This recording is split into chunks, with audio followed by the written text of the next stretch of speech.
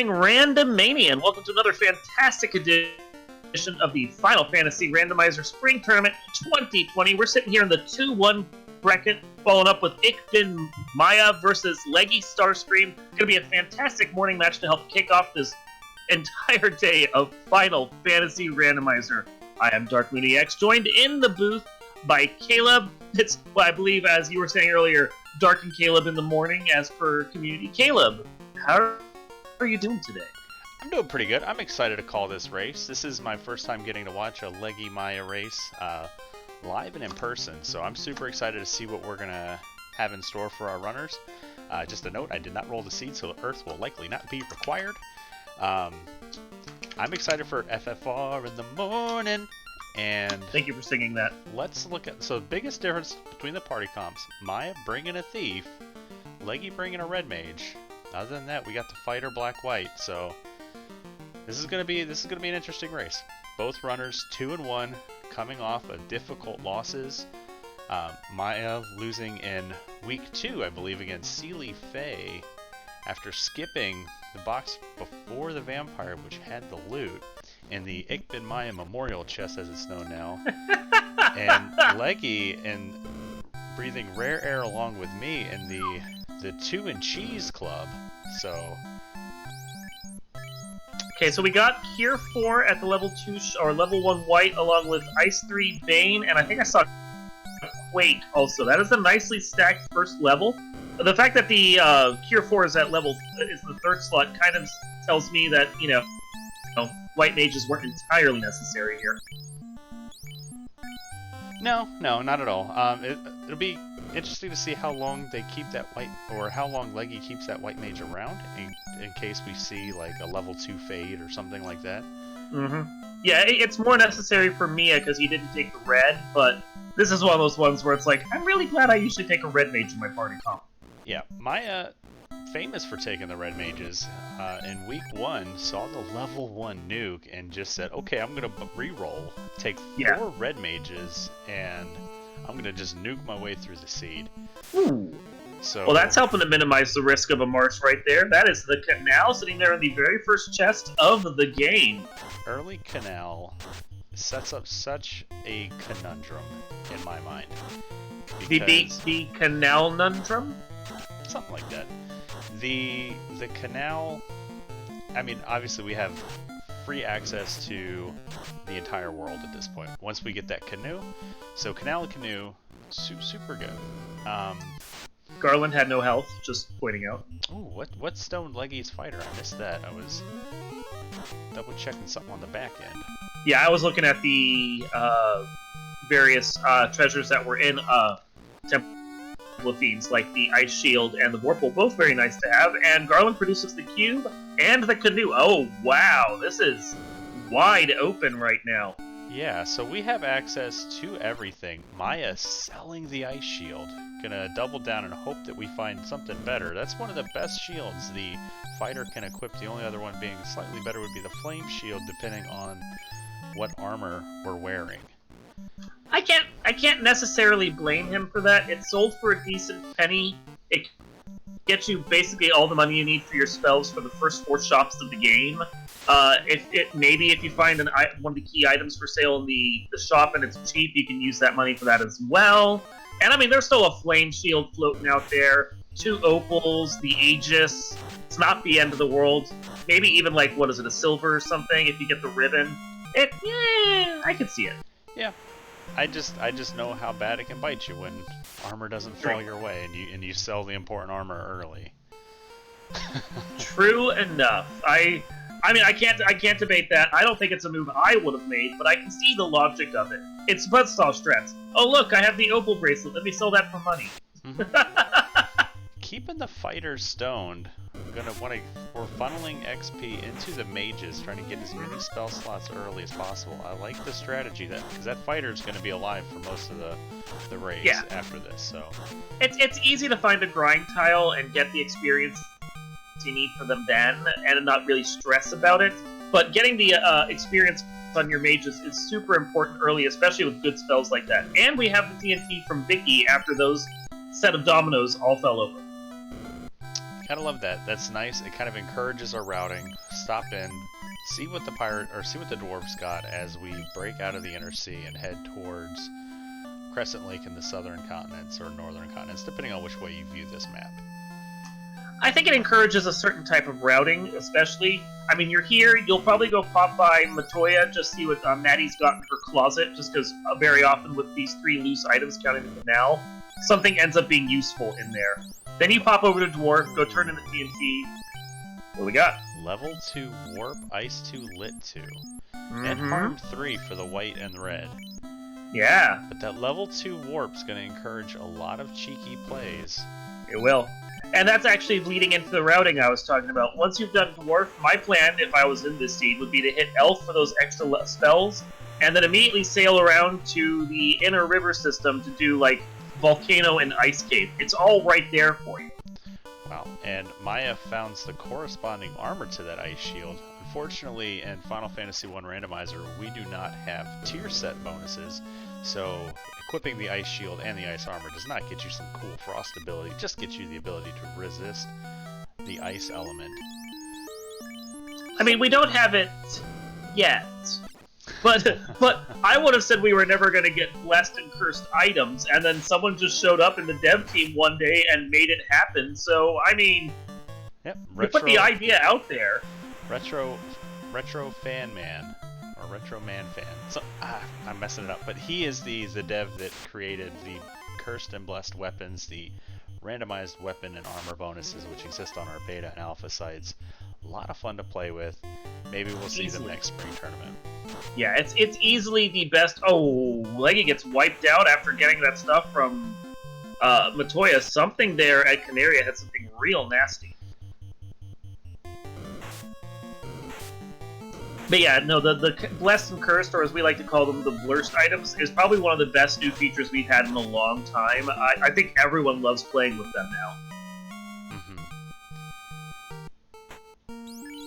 Alright, Maya's stocking up to level 2 magic. Leggy once again. She's gonna skip the ice armor for now. We're gonna go back there when we get the crystal, so might as well. Crystal could very well be sitting at Dwarf, because it does seem like the Circle C likes to bunch up its turn-ins. And Maya gonna go pile on some levels at the Peninsula of Power. Not a play you traditionally see in this meta at this point. No, but it is a way to get some quick early money, quick early levels. And Leggy doesn't have the canal yet. She skipped the boxes, so she's gonna go open these chests now. So she'll get her canal. She'll be happy to see that. Thankfully, that ice armor, these ogres he's facing aren't really doing much damage. We're gonna see how it gets once he actually gets into this peninsula. But this is an interesting look at their 2 playstyles right now. Leggy has had just a little bit of a lead for most of this, as she's moving fast and loose through the seed. But Maya was playing maybe a slightly more conservative, more traditional play through here, and has definitely, like, ceded some time. But that won't necessarily be a bad thing if he has the levels to back up the play afterwards. Yeah. Ice 3 is good here for the Peninsula Power, but not what you'd prefer to do this with. You'd prefer to do this either with obviously a non-elemental spell, and something, again, Leggy, I think, just reset out of a fight, and there's something that I keep missing. I do too. I keep looking away for just a second. Yeah, if you're going to do Peninsula of Power and you have to do it with an elemental spell, I much prefer doing it with fire, just because of the Frost Giant, Frost Wolves, and the Zombols and Trolls, because even the Trolls will take some good damage off of that fire. The Ice 3, yeah, Ice 3 can do well, but it's not going to do anything against those particular packs. Yeah. And we're out and we're saved. So, okay, Tracker Q Kitsuki, thank you, pointing out that it looked like Blaze was on the bones. And so that's gonna inform our early routing here. I do like the cheeky Marsh and Earth plays here, especially with level 2 Warp, but if those bones got Blaze, I don't want to go to Marsh Cave now. Nope. Blaze bones make Marsh off the table. I think it's the R bones only that show up in Ice Cave, so that doesn't take Ice Cave out of play, though. And I don't recall seeing bones at all in Earth, so I think it mostly just nullifies the play you like to make of Marsh Cave. Yeah.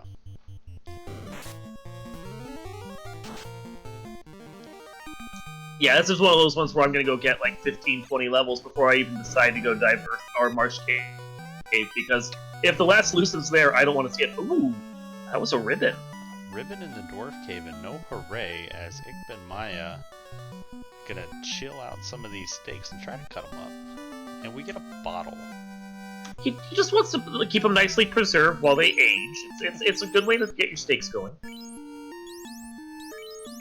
So we have a lot of good stuff right now as far as key items for later. Not necessarily any key items for right now beyond that canoe. But the gear so far is shaping up to be quite nice. Yeah. Chain armor in the first two towns is really good to find. Getting that 15 absorb onto your characters as soon as possible will help in the early game a lot. 15 absorb doesn't sound like a lot compared to like the dragon armor's 42, but it's a lot better than 0. And Grimps with nuke, dark. Oh, that's the other bit that we're seeing. Okay, so Blaze Bones and Nuke Gur Imps. That is just a nasty early combination.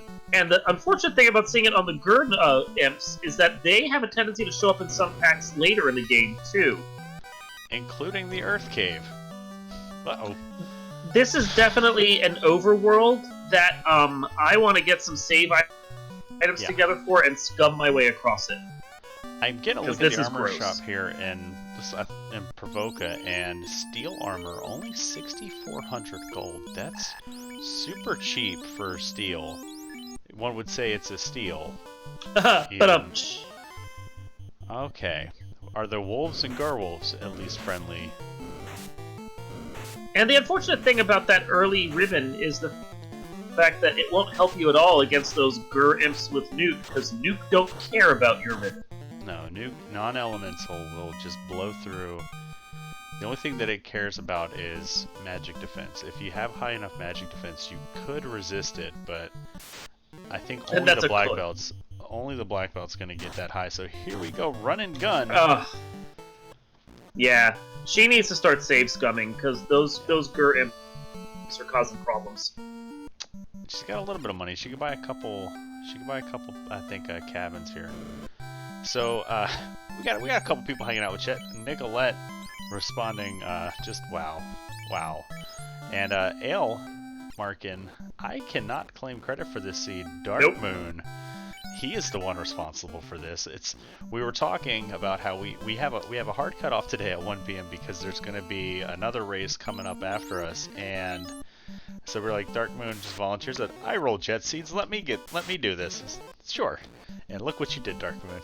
I mean, the canoe could lead to something pretty jetty, but those Gur Imps are arguing otherwise. Now, Maya, without necessarily realizing it, he may have just helped short-circuit that some, because Leggy is having to walk all the way over to Canaria for this, whereas Maya just parked right up by the dwarves, and I think he's with the encounter rate where it's at, that opening encounter, he's probably going to skip right past that Gur Imp problem and just get around it.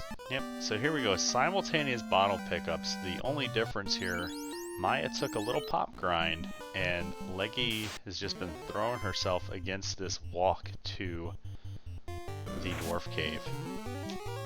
And yeah, so he gets away with all those levels, and they've basically synced back up again. Leggy wisely using that cabin that they got to save, and now she'll be on her way back to Canaria and hopefully not see those Gur Imps.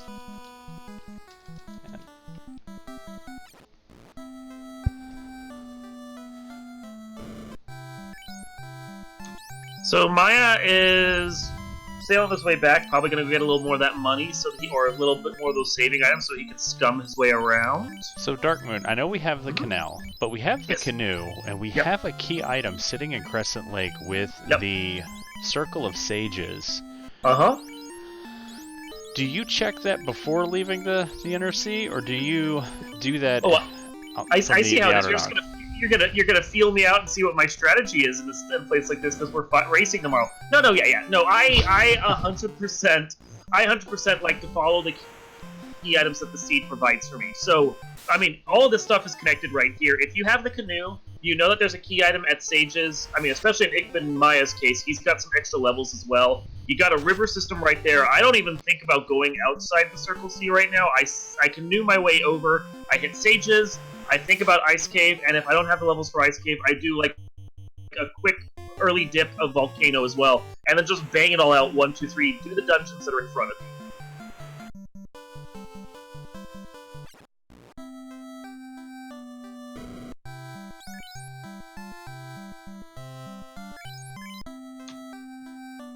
So it looks like Fire 3 was the best spell we had over there at the Black Magic Shop, although I'm sure our tracker will let us know otherwise. Also have Fade, which is Red Mage or Red Wizard locked out, and Exit, which everyone can get, and Heal 3. So it's not a bad level 3, honestly.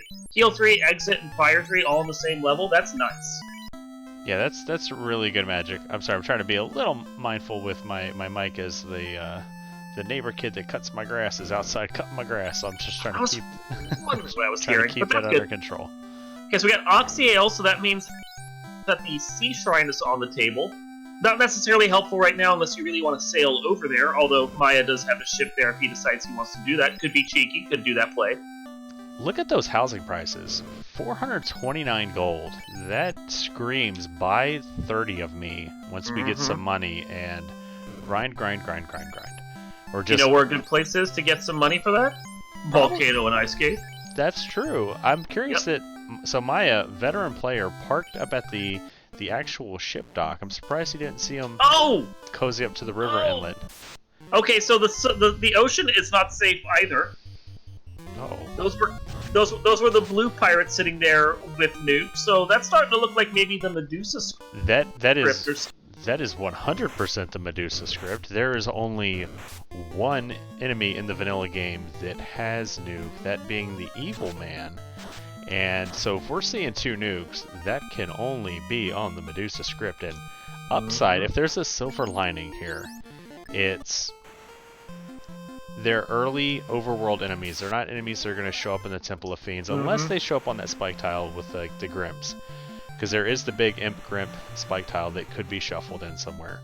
Yep. But, what if it's on mummies? So, like an enemy that is just ever present throughout almost every dungeon. That is the fear of the Medusa script, is that you get it on 3 different monsters, and if the nuke shows up on something that's really common, then you're going to have some problems early on, because nuke is not something you want to face from a giant pack. No. No. See, this is making that play to stay around the Circle C, but do it like on the river system instead. Look a whole lot better right now. Leggy getting the news. Kaizuku's more like Kainuku's. Let's go. You think we're an easy kill, do ya? Well, we'll show ya. Right, so here are those mummies. Mummies just punchy. We got punchy mummies. This seed. Oh boy. Darkmoon, what have you wrought upon us? I mean, it could still be Jenny.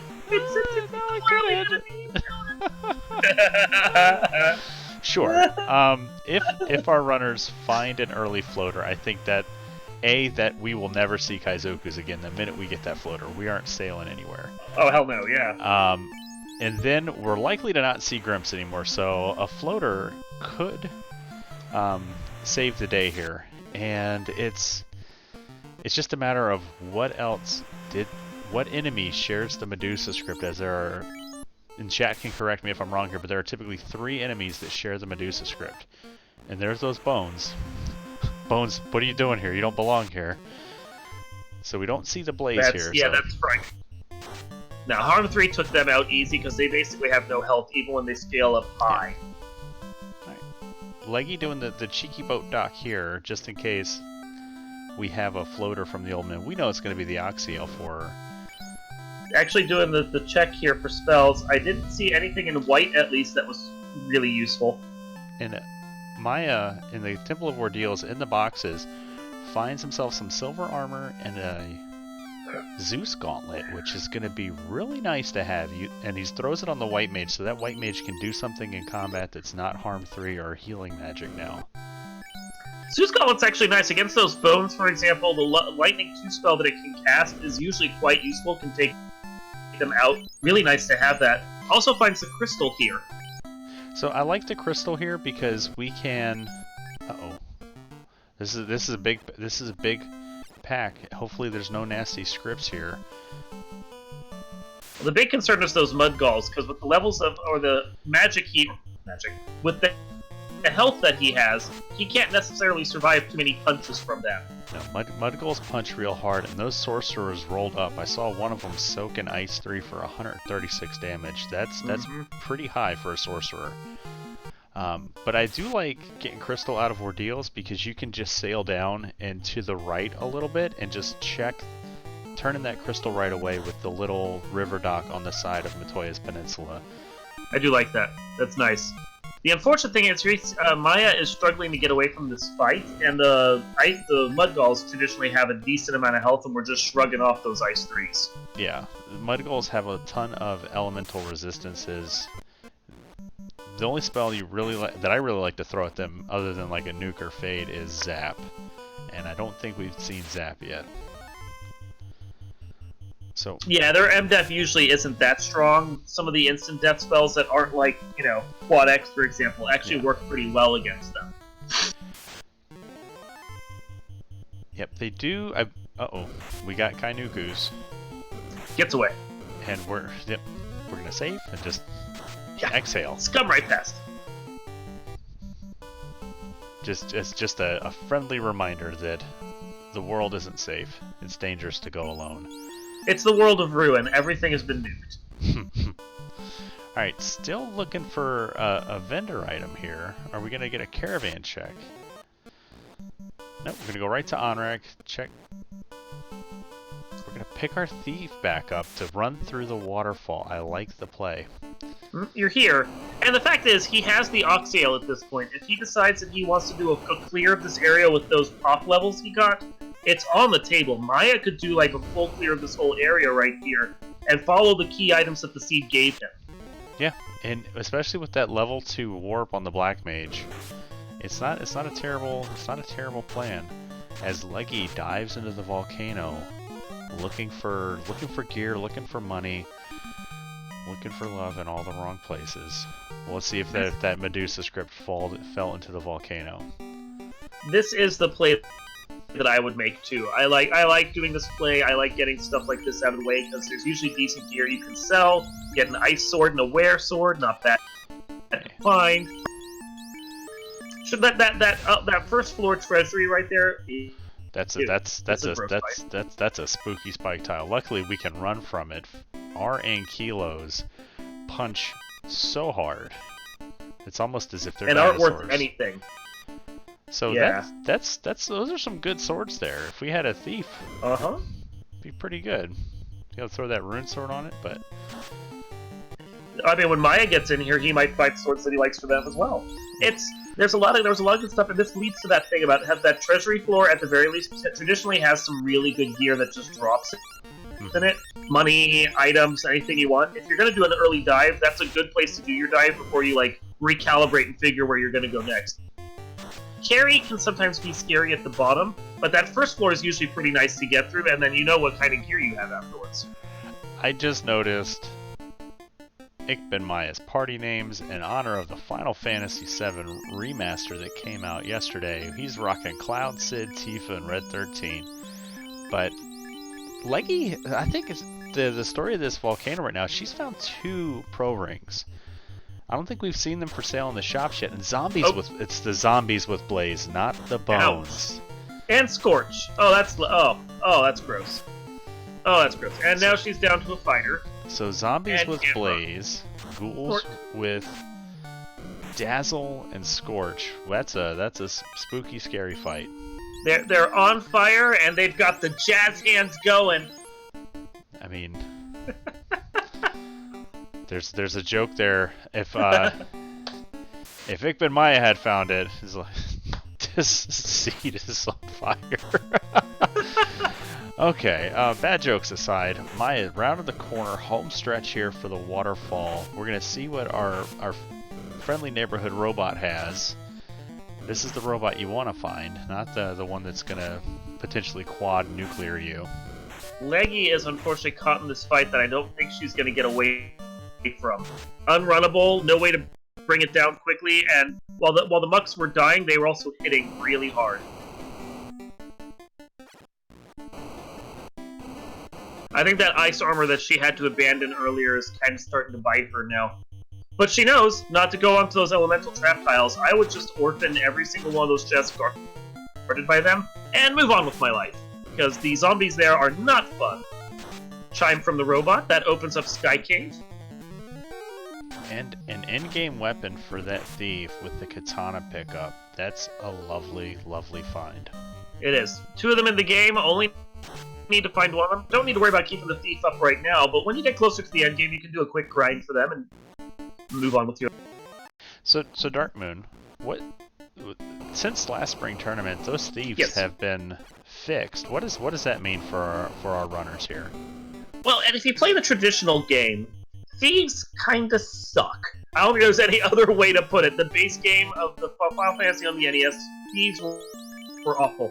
They were supposed to have the best run chance in the game, but Final Fantasy on the NES was not very well programmed. All designed by one guy, and there were a lot of little errors here and there about things that were supposed to work and did not. So the randomizer had already fixed the Thieves' run chance, which made them somewhat more useful for the early game. And then over the last year, they added in also, the devs added in a fix to try and make Thieves a little more useful for the end game. So they doubled the Thieves' hit percent chance, meaning they get more hits and can do more damage once they get up into their levels. So if you put the levels on the Thief, let them grind up a bit, suddenly they start hitting out more damage than even the fighter can, with some of the best weapons in the end game. You just have to put a little effort on them. They just need a little TLC. Thief fixes are great, and depending upon how your levels play out and what kind of party comp you do, those ninjas, when they get class changed, can be a force to be reckoned with. And I think that goes back to how important that ice armor, that ice shield is, because the best armor for a fighter is going to be the best armor for a ninja, with the exception to the steel armor. The steel armor is the only armor that the fighter can wear that the ninja cannot. Which isn't really a big deal, because the ice and the fire are equivalent to that. So it's a matter of making sure, if you're going to play a thief and you really want them to stand up, keeping a couple pieces of gear around for them so that they can be equipped at the end game. But again, he sold the ice shield, I think. But there's still a fire shield sitting out there. If he finds it, it's fine. It's just fine.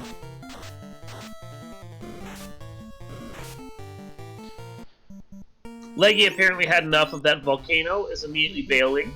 I think they got the treasury section out, all except for that RN Kilo chest, and now they're moving on with their life. Cannot blame them. So if you're Leggy, do you reevaluate here in Crescent Lake, or do you press on for Ice Cave? If I have a house or two sitting in my collection, which she doesn't, my immediate goal would be to move over to Ice Cave. Without those houses, I think I would do the play she's doing, come over here, buy a couple of houses, and then I don't know where she's going to go, but I would take the ship up around the north side, hit the little dock sitting up there by Ice Cave, and then go do Ice Cave next before figuring out anywhere else. So, level 4 Temper. I missed that earlier. That's nice to find. We still don't have eyes on Fast, but Temper's one of those in-game spells that you absolutely would love to see. Now, you don't really need it if you're running a black belt heavy party, but fighter thief parties, yeah, you're going to want to see Tempers. Or if you get backed into a red mage carry, Temper's going to be all but necessary. Also worth pointing out that we also had life on slot 4 at level 4 white. That one, I think, is actually Red Mage learnable, or Red Wizard learnable, at least. Yeah, that is correct.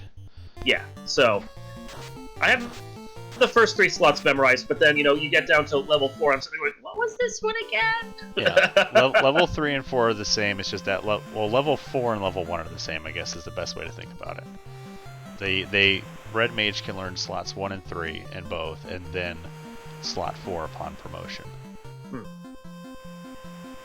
Took me a long time to memorize that. And Maya skips the crystal turn-in, which he could have just done en route to Sky. He's got a plan. He's a man on the move. Yep, and here comes Leggy to get her way through the Temple of Ordeals, going to get her crystal. Yeah, it feels like she's behind if you're just watching the seed linearly, but knowing that she's done that first level dip of Volcano, got some levels, got some gear, takes out those blue nuke pirates, I don't feel like she's necessarily behind, because it's a balance out right now. Where they go from here is going to be the question, and how it plays out from this point forward.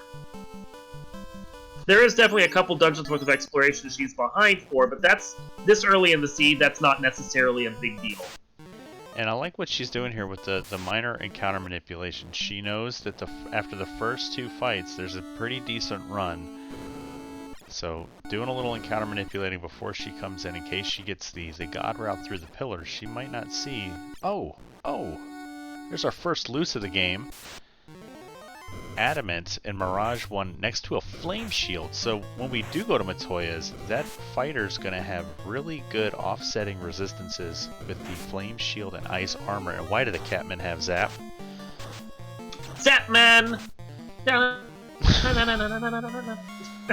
Some zappy cats. I mean, they suck, but at least they're only really here in some parts of the overworld. It could be much worse. They're like omnipresent through this dungeon, though. And they could be on. They could be on a spike tile. Yeah, there's the loose. We got the. Yeah. Yep. Yeah. I was away for just a second, so I missed it. But yeah, between that and the fire shield, that's really nice to see. That's. I mean, I think I came in when you were talking about good paired up defenses right there. Yeah. Yeah. So there's our first loose item of the game. And I mean, I was going to say, now I don't hate the idea of him selling that ice shield because he got the stuff to back it up, so who cares? Yeah. Yeah, totally fine. Yeah, that's well, technically our second if you count the canal and the pool, which I always have to just so I don't forget it exists. Fair. Depending on how that turns in, though, because we've got the adamant, we've got the crystal, there's a possibility we don't even need to worry about the bottle, which we have, and the slab, which we haven't even found yet.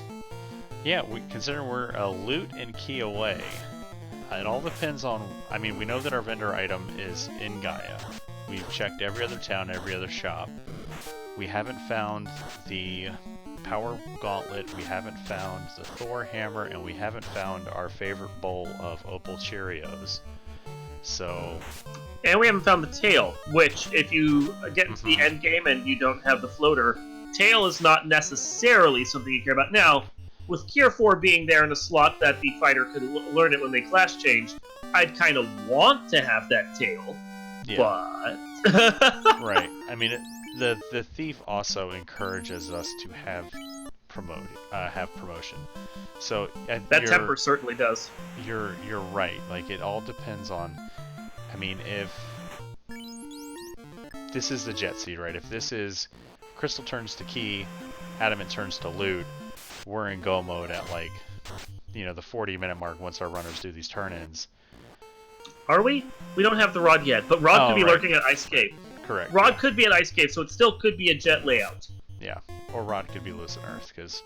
Or, like, one of these two could lead to the Ruby, one of the turn-ins that we have, and then that's 2 more spots that we could check. So there's a possibility Rod could still be out there in a spot where we can get to it. Yeah. Alright, less than greater than. We got a fire sword, $3,500. That's pretty good. Flame sword, definitely an upgrade for the fighter over the silver knife. I think he's missing the ice sword that Leggy had, but I mean they're almost equivalent. Fire sword I think is actually slightly weaker than ice, but for what they're doing it's good enough. And then of course we have the Bane sword. As coined by Hyro Fellows, the game clincher has been located. And just other than that, just a little bit of money here. Oppo Shield's pretty good. But again, tailbait. We're going to need to promote first. And Ichbinmiah continues his climb. So we're going to see possibly a full clear sky here.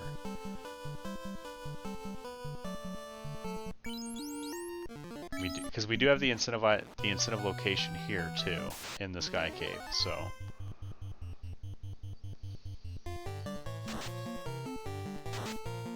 I think maybe Maya's hoping that if there is something, if there's a fetch quest here, it's either crown or herb. That way, when we go back to the inner sea to do the crystal, we can do the adamant, we can do that potentially herb crown turn into. Interestingly, Maya did a double house drop right there, which was something that you needed to do in the original game because houses didn't full heal you. But the full heal is on here in this view, so the catmen are also gross. Yeah, that was icky. Yeah, so yeah, glance you don't and need zap. Yeah, you don't need to do a double house drop in the game now with the fixes on that we have, because not only will it give you your full spells and save afterwards, it will also give you your health before it saves. So, just total full, like, I think it's like cabins in Final Fantasy IV. It's just everything you need all at once, so 2 drops not necessary. And but, I mean, he's a pro player who's been here a while. Dark Moon, you could just yell Yes. at me and the comms booth, man. I remember the game clincher being coined. I thought it was Hyro Fellows, but if it was you, I apologize. I'll give credit where credit's due. You're good. I didn't want to make a big thing of it. I was just coming. No, that was in a race with Will C. In fact, is when that was determined. Yeah. Yeah. That was years ago. My memory's not so good, so I apologize for that. Well, I think one of the first races I did, and just being cheeky. So no, I like this Sky play. Was that Lobsters with Stone Touch, or was that the Sea Troll with Stone Touch? But something just punched Claude and petrified him. Doesn't matter what it is, it makes me not want to go to sea right now. That's for sure. or go to the water floor in Topher. No kidding. I like this sea play, or this Sky play even more now, but I liked it before because, like, there's so many treasure chests here. This is one of the most chest-dense dungeons in the game, and once you get used to exploring it, it's really not that bad to check it out. And as long as you don't run into something like those gross, like, sea trolls, which you're not going to get into here in Sky Cave, it's good for wandering around here and doing levels and everything else. This is the upper floors of this place are some of the best levels you're going to get, as well as the gear. Yeah, and then you think about the encounter table on Sky 2, and there's traditionally not a bad fight there. So we don't know what kind of scripts might have rolled onto those enemies, but every fight up there just super rich in XP, and we have an incentive box here. And in Leggy's case, I think I would take it definitely all the way to the end. Ooh, slimes. You've got Fire 3 on the table. I would take that. Mm-hmm. Leggy has. Ooh, there's the other loose. Well, Sky Palace is. Nope, that's the incentive. Oh, I'm sorry. Thank you. Box, yeah. Thank you. I missed which room we were in. Thank you. Yep. But that's another turn-in. There we go. Yeah, so no. that's what I was talking about. That's the third incentivized inner sea check that we can do now. So Maya, good routing here. But that's the thing. I think in Leggy's case, they are equipped to come in here. She has especially the spells. I mean, Bane Sword is lurking down there, so you can throw that on whatever mage doesn't have Brack. But Brack is on the table as well. That's enough right there to take out Tiamat after 2 or 3 rounds. And looks like Leggy's gonna do the river dock here, and Maya doing the boat dock all the way behind Provoka. So Leggy gonna get this crystal turn in first. If this is floater, this could be a little bit of a distraction for Leggy, depending on what the adamant and herb turn into. So it's gonna be interesting to see. Having not gone to Sky, yeah. Yeah. Alright, first look here at the crystal turn-in, but she's going to grab her ice armor here. You're back here, you want to do it, and with that fire shield that we know is on the table, and the ruby, so that's another 2 spots to check. That's four more turn-ins that she can do at this point. Or 4 more turn-ins. But I'm not sorry. No, I could tell you weren't. Yeah, the unfortunate thing here is that Leggy is not necessarily in an easy position right now to quickly do the dwarf turn-in. Honestly, neither of them are, because they're outside the Circle C instead of inside it, and they have herb and adamant. Like, it's a rough place to turn around in. Well, it looks like I'm going to predict Maya's routing here. He's going to get back in his boat. He'll sail around the Horn and hit maybe the river system on the west coast of the Northwest Castle. And that, Good call. That area will allow him to get to the dwarves and get to Elfland pretty quickly. And if one of those ends up being the crown, we turn that in right back at our boat. If one of those three is the floater, we just continue sailing west, get to the Ryukon Desert.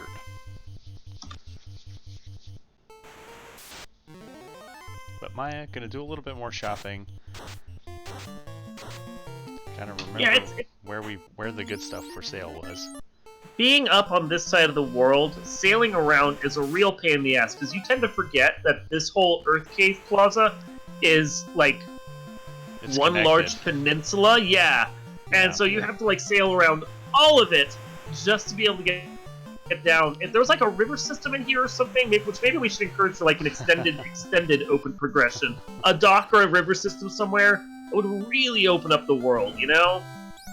Yeah, I think, just cutting through that mountain that connects the Canaria area with the Melmond area would be wonderful, but it would definitely mix things up, so it's interesting to see how people would react to that sort of map edit. So see, we're starting to come up with some really good features for the next spring tournament. Some extra river systems, a little set bonus here and there. I like this. This is good.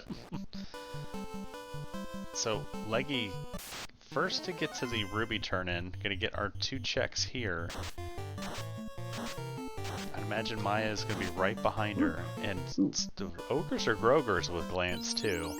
It was the ogres with glance. They're definitely staring at you in a creepy kind of way. It's the grogers that had the scorch or something. It was one of the lower level heat spells. Heat, I think, is actually what it was. And they're just a little spicy.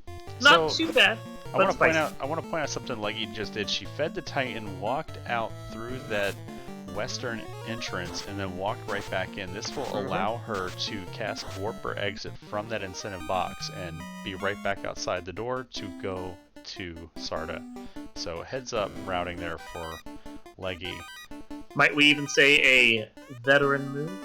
Ooh, but now I don't like it, because now I want to just go back out the eastern entrance, go right to the desert, and fly to Sarda. You got Sarda. Sarda's right here. Yeah. It doesn't take long to get over there. Yeah, but it is still quick. She's listening to you, not me. Yeah, it's still quicker to fly than walk. And there's the gold bracelets that we were looking for Maya. Ooh, cheap too. Just over 10 grand. I like that. I mean, normally I won't buy too many of them or at all because they're expensive and you're gonna find some. But when they're that cheap and you've got money burning in a spoiler pocket, why not? Yeah, and it's basically the best armor in the game for the thief and the 2 mages until we promote, barring the opal bracelet, of course. But you only get one of those if you're not playing like a weird seed with like the best treasures lurking in shops, which we're not. Yep, and we got a little high five there from Maya and Leggy as Maya goes into the Titan's Trove and Leggy is on her way out. Let's see if Maya does similar pathing. Nope, just gonna go straight south, so this will actually save him a few seconds, being able to warp right out and be on the eastern side. So, a few seconds, about 30 steps. But we're gonna walk, we're not gonna exit. Okay. And Leggy sailing east to get to the Ryukon Desert. I do know that it's a little bit quicker to go to the left, but we're talking matter of, I think it's 8 boat steps difference. But yeah, I was at commentary with Edgeworth yesterday, and we were talking about it. They were actually even a few steps over from there, like closer to the east side, and he said it's still actually faster to sail westward for that one, just overall. Now, I mean, depending upon the encounters you get, and whether or not you run into a bunch of those nasty pirates one way or another, that's, 6 of one, half a dozen of the other. It's by steps and seconds, but it is slightly faster. Yeah, and when you want to route in an Elfland check, and that's... Yeah, I can see the play, but I still think that was mentioned. Yeah. Yeah, like, yeah, here you have the herb, which Maya's going to have. You have spells you want to buy. It's more efficient at this point to do the Elfland direction. Yeah, I don't know. Because, like, you could still fly from the desert to Elfland pretty quickly. So it's, like you said, it's 6 in one, half a dozen in the other. So, yeah. You know, either way, it's not, I mean, it shouldn't, knock on wood, be the difference in the game. But it's one of those things, if you're a newer runner, you're interested in watching this, you're looking for those micro optimizations, that's definitely one to consider. While we have a moment, watch them do their turn-ins and get their supplies bought. I want to mention that we do have a couple more races coming up almost immediately after this. We actually do have Avos Ruin versus Falconic coming up on Speed Gaming 2 in about 20 minutes if you want to keep an eye on both of these races at the same time. And then at 2 o'clock, we also have Guelph 35 versus Magius 1. That's on Speed Gaming 6, right there at 2 o'clock. I know Wout is going to be commentating that one. Should be a good one to listen to.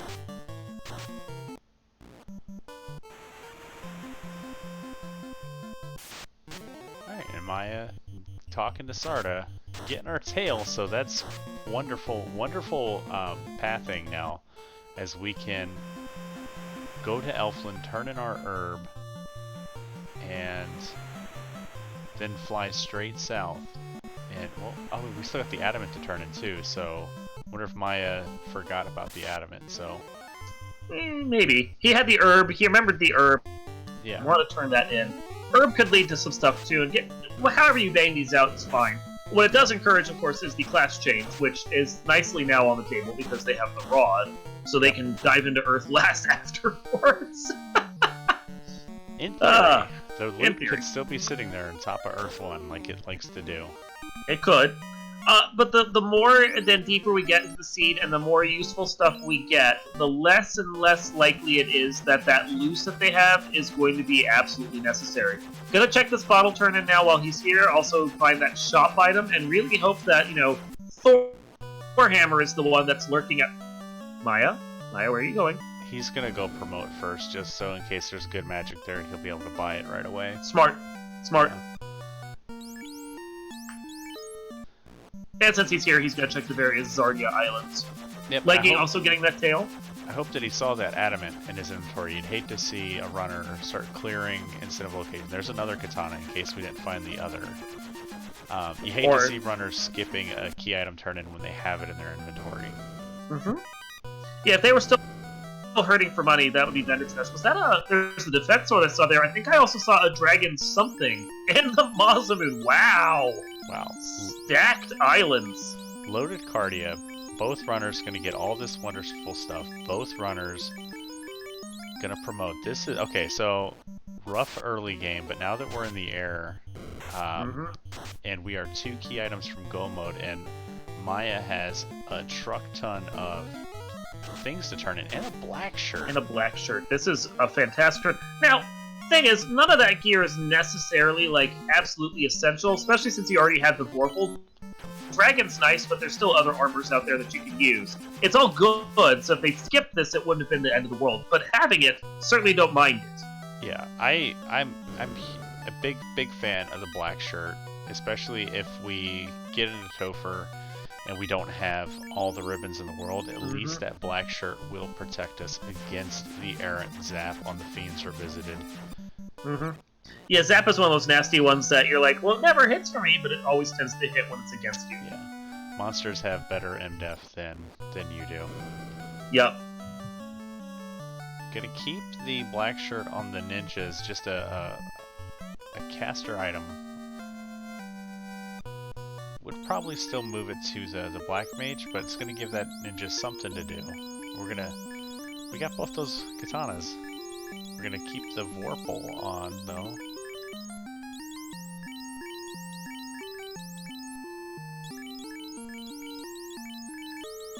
Okay. Yeah, seems like he's keeping the Vorpal equipped right now.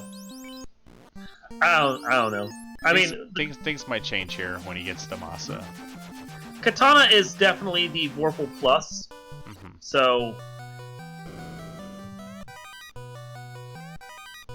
There it is. Okay.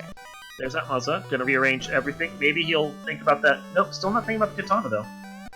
It's curious. I mean, this is basically all kinds of endgame gear here that you're happy to see. Yeah. So now that he has it all, he can go do his spell purchases over at Gaia, get that last item I was talking about before. And then we can see how our endgame is actually going to shape up at this point. Alright. Sleep 2 and Blind, not worth promoting for. Nope. A-Mute Invis, Max Gold Invis, he's gonna pick it up. I don't know about that. Like, it's a good spell. You got the defense sword, though. I mean, it's nice to have the shot so you can, like, pump a couple shots on there for your fighter if your red mage is still alive, and you only have to, like, buff a couple times the defense and that. But it's also the thing of, how worth it is that? So he sold both of the katanas. Maybe that was the play all along, to see if the Vorpal sells for more than the katana and then make the decision, but... Alright, key for sale. So that's one of the things we need. We're really just waiting on whether or not the adamant turns into the loot. Mm-hmm. Yep, because bottle is nothing but the Thor hammer, so... The junkiest of junk. Yeah, it's good. It's good in the first act of the game, but we have the Zeus Gauntlet. That Thor hammer not going to do much for us. Just the fairy just chucks the Thor's hammer at you. You try and grab it, falls to the ground. You're just dragging it behind you the whole time. And Maya just throws it back in the pond. The tiny fairy says, "Here, take this Thor hammer," and he's just like, "Nah, you can go get it. You can go." Kicks it, gently pushes it towards the lake, and just leaves it there. So, level 6 fast, locked out to the red wizard, but our black mage will learn it. Makes him a little more useful. And the red wizard, going to be able to learn wall and invis too. That's pretty good. That's the one you want. You get a couple more shots of it by the time they get to the end game, and it protects your entire party, not just one of them. And there's the loot. So that determines that the last loose is probably going to be either Power Bonk or Opal, or of course something that leads to it at this point. Yeah, just slap the crown. I mean, Power Bonk's great to have, Opal is great to have. I think I leave them on the table at this point. I'd rather just go mode. Yep, ice not required. As Maya hits his go mode, and now we'll just start doing his final preparations before we see him probably take some fights as he goes through sea and sky, and it's gonna be an interesting path that Maya takes here, as basically only we still haven't seen what the herb, what did the herb turn into? Let me look at our notes from our handy dandy tracker Kyokitsuki. So yeah, Prince was the rod, so the skydive was required.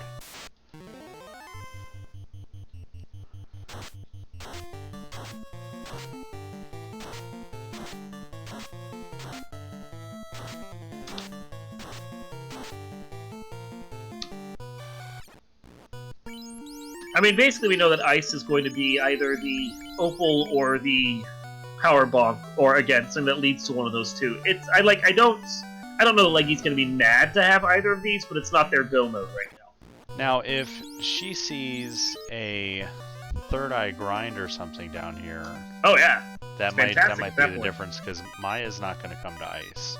If she even bothers with it, though. Like, how far... Oh, well, she does still need to find that loose. She'll probably full clear this. Yeah. Yeah. And that loose adamant being required, as it does turn into our required loot. Now, Maya only has one of the ribbons, and only has the Opal shield to go along with their fire or ice or whatever it was armor that they had. That's not necessarily terrible. That's close to endgame. Might see whether or not he checks any of the green chests along the way, though. So far, it seems to be skipping everything. Yeah, I don't see him opening too much. Yeah, one ribbon should be enough. With the scaling. Yeah. Just keep it on the white mage and just hope. He's got 2 life casters. Maybe keep it on the red mage even. Of course, you know, Volcano's one of those ones that's way faster just to go mode than it is to bother checking anything. The greed chests aren't exactly optimal. Yeah, and as he's already on the carry fight. Yep. Yeah, so gonna make quick work of this. On. Yeah, so No early nuke though, so nuke it looks like is either level 8 or an on-rack. So gonna be relying on the fades from the white mages on both sides to get that non-elemental sweeper out. But the Masa is gonna do more than enough damage to take out carry 1. Leggy rewarded with the dragon armor here in Ice Cave. That's not nice. something you hate to see. That's lovely. So Maya lighting his first orb here right around the 53-minute mark, and we're gonna go to Earth. Yeah, he's gonna bang through these 1, 2, 3. He was basically a 50-minute go mode and is gonna destroy through this. It does kind of show the power of that early Sky play, though. Like, the Sky's weak especially is making it where it feels like the Seeds really want you to go to Sky. Yeah. Doesn't always happen, but it happens often enough that you kind of have to pay attention to that meta. Oh, my heart drops when it's Chiming Cube from King and Princess, and there's no canoe early, and we have to go to Sky to get the canoe. It's pretty scary. I think it's fun. We have different definitions of fun. I'm a huge proponent at this point of the early Sky play because it's really easy to get there once you get out of Circle C. Alright, Leggy continuing to open these boxes. We got 3 left looking for a loose that we know isn't required. And it's going to be loose crown or just a straight up loose piece of gear. One way or another, it's gonna lead to stuff that they won't necessarily care about either of them. Yeah. As you can see, Maya doesn't care about it. Yep. So Maya not going to get burnt by skipping boxes in Earth this week. Not this week. So I think the only thing that could pan out here for Leggy beyond finding that dragon armor is going to be picking up a loose ribbon along the way. Mm-hmm. It's gonna come down, I think, at this point to how the Temple of Fiends plays out. She's gonna spend a lot of time doing chests that Maya doesn't have to do, but she's gonna get a lot of gear that could be quite useful to her. Anything that she decides to orphan, we know, is not gonna punish her necessarily, but there could be a rabbit hole or two that she might dive down just a little that would be unnecessary for a few seconds time loss. Biggest time loss is gonna be checking those chests, but if Temple of Fiends turns out to be really wretched, not a big deal. Yeah. So, question from chat from Dangwoo joining us. Good to see you. The biggest difference right now is Maya went to Sky, found the loose adamant, and Mirage won. The loose adamant turned into the loot, but he did clear out Mirage 1 and 2, went up to the incentivized box, found, I believe it was the herb in the box, and both runners got the floater around the same time from the ruby, from the crystal, and the crystal came from ordeals. So the big difference is Maya went through Sky and was able to hit his go mode basically off those inner sea checks from the loose and incentivized items from the Mirage Tower and Sky Cave. So Leggy still hasn't gone to Sky yet, choosing instead to do the incentivized dungeons, the Ice Cave, and Ordeal. Still hasn't been to Waterfall. I'm worried that she won't go to Sky right away and may route in Waterfall and see Shrine while she's there. And there's those Grimps with Nuke. So Maya wipes out of Earth. So even in his go mode state with all that wonderful gear that he has, still susceptible to the Medusa script Grimp with Nuke. Yep. So not only do the Grimps have Nuke, Dangwoo, but the Kaizokus as well, or as I've been calling them, the Kainukus. We don't know what that third enemy with Nuke is yet, though.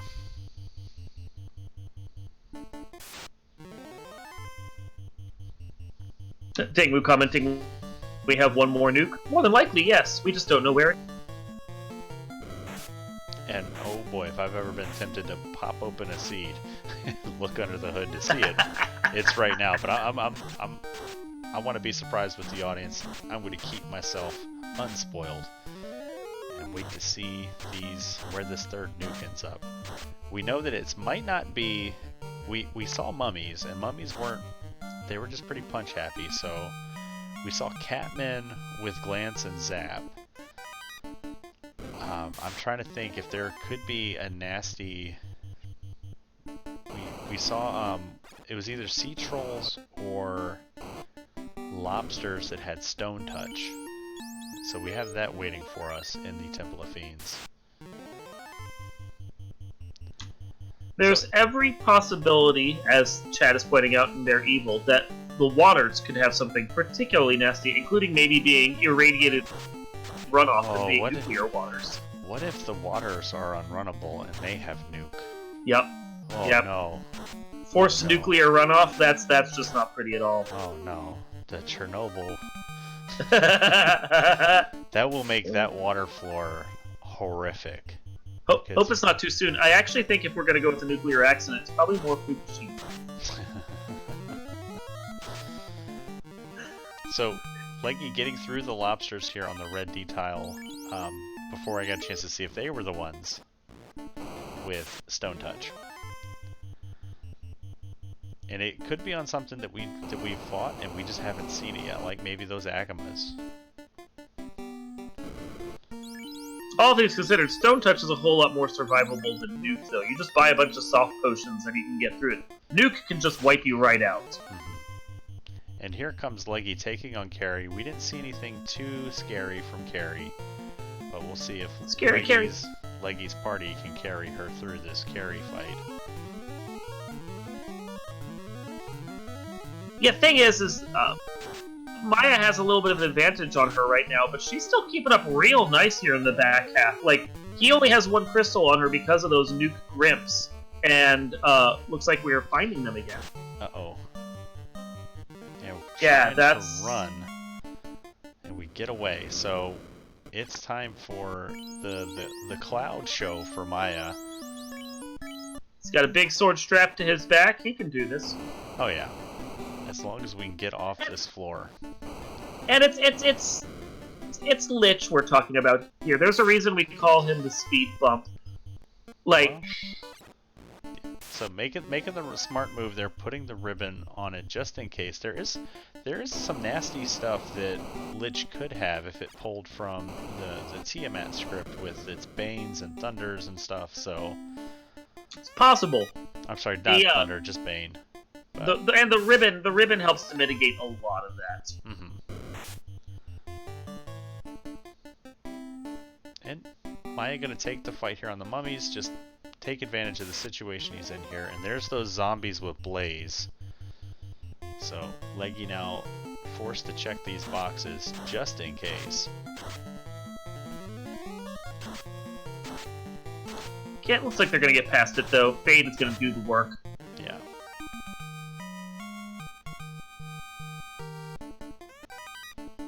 Yeah, I think since Mia's soloing everything, he's just taking all of this right now because why not?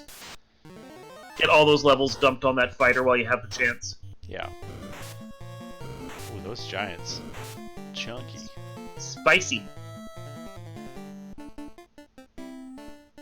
Oh yeah, Claude's only level 16 right now. Now he definitely needs all the levels he can get. Especially since Mia's not taking his time to clear more boxes. Yep. Maya with the one shot on Lich though. So if Lich had something spooky, we didn't get to see it.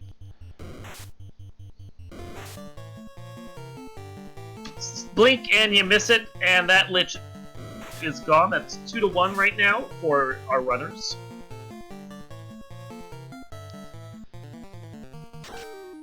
Maya gonna pick up the rest of his party. We're gonna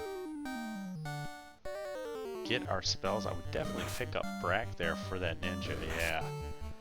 Yeah, with Kraken and Tia both still on the table, Brack is in play. Leggy coming back here to finish up the top floor of Volcano after already having cleared out Carrie. Still a fairly close race, though. Mm-hmm.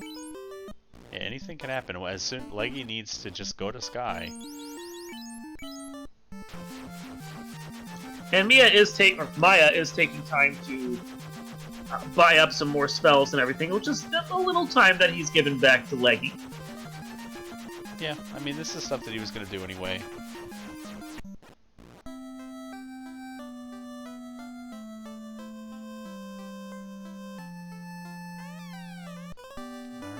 A slab! Quick, let me give you the cliff notes on what this actually means. Yeah, congratulations, you just learned a whole language in 1 frame. It's just an English to Lupa dictionary, and you're like standing there, half sounding it out, shouting at them, trying to get them to understand. Right. Then you realize they knew English the whole time.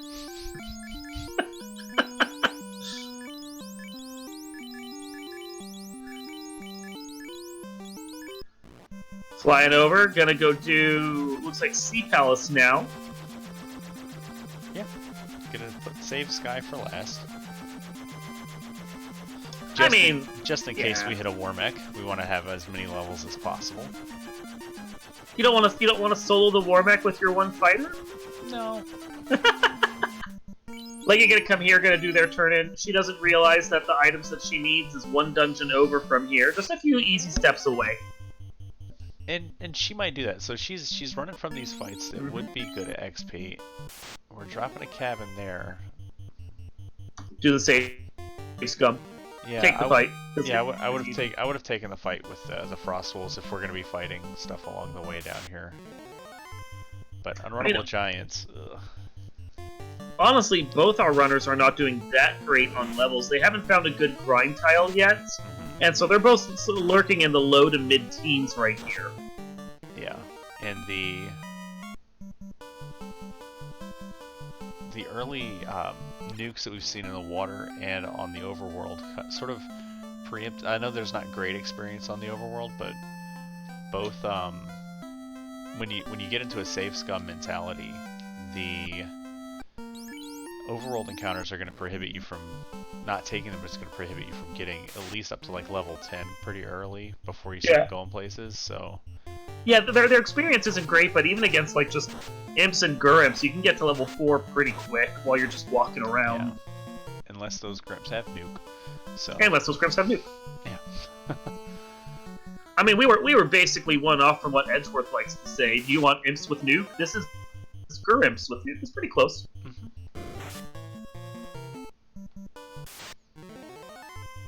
Alright, Leggy, decision time here. We have a crown, and we have all of Sky, so good. She's gonna come to Sky. Yeah, this will help. I would not be surprised to see her just clear out Sky while she's here and finish it up. She may stop checking chests once she gets the last of the key items here, especially with the gear that she has. But, like, it would not be surprising to just see her take on Tiamat and finish it out. You do the dungeon in front of her. Yeah. Not taking that guard fight, though, I totally would have taken that along with these vampires. You've got fades, you've got houses, you can just exit out after here. They're good experience. Everything here is good experience. Yeah, you've got the lightning 2, and you've got the... I think she kept her Thor hammer and her Zeus gauntlet. That's that right there. They're weak to lightning. There's no reason not to. Alright, Flame Shield pickup. She's about to get her loose adamant. And yeah, when you have exit on your characters and you can just pop right out and pop a house and come back in, nothing problems right there. Right. Still not sure which of these monsters it is that has the stone touch over on Maya's side. You really want it to be the trolls, as the lobsters look like they have at least 2 hits. Yeah. Been lucky and didn't have to see that yet. Still getting through. Very nice. It does certainly look like that once they get up there into the mid-teens or so, their M-Def starts to take over on that touch effect, which is nice to see. And the Gershark's very thin. Very easy money HP. right there.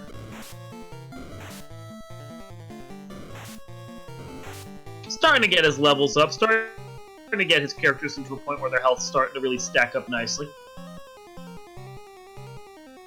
Leggy coming down here, gonna obviously do the greater than less than room.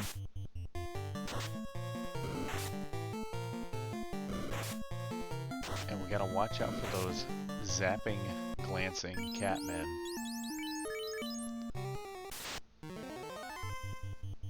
Maya taking out that paper-thin EXP Pinata fight, getting some more very nice experience right there. Alright, Kraken 1. Did she not check greater than less than? She did not. I mean,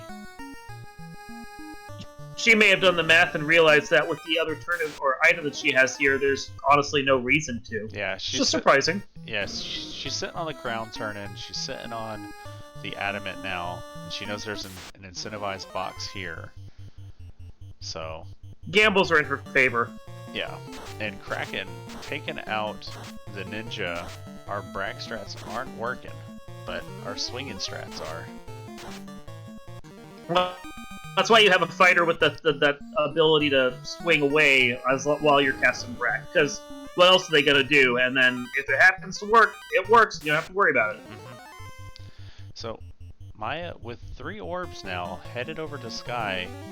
He will probably catch up and pass Leggy if Leggy decides to full clear after getting the herb. Oh, those slimes are paper thin, less than 130 health.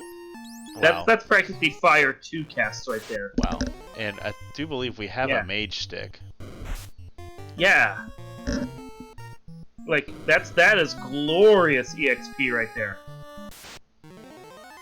So, Leggy choosing to be thorough here in the Sky Cave, gonna cost her some time, but she's still digging for a second loose because she still needs the loot, which we know comes from the adamant, and she needs the rod, which comes from the incentive herb here on Sky 2. She may be okay once she gets that herb though and put the math together. I don't mind hitting these chests around here, though. Most of these have decent chest density. How much of floor 2 she's going to be willing to check, though, is a question that is honestly quickly answered. Yeah, I think she'll do left side. I don't know if she'll do the right side when she gets the herb. The herb. Yeah. Definitely take this eye, though. That is another nice bit of EXP. And they have, well, I mean, when your fighter's swinging for 400, they can't stand up to that. Yeah. Take every fight on this floor, for sure. 100%. It might slow her down, but long term, I think it's going to work out pretty much in her favor, because she'll have the levels and the gear to go along with it. And if Topher, which can roll pretty bad sometimes, happens to be nasty, that's everything she needs. There's a bit of a pause right there, trying to figure out what it was that she just saw.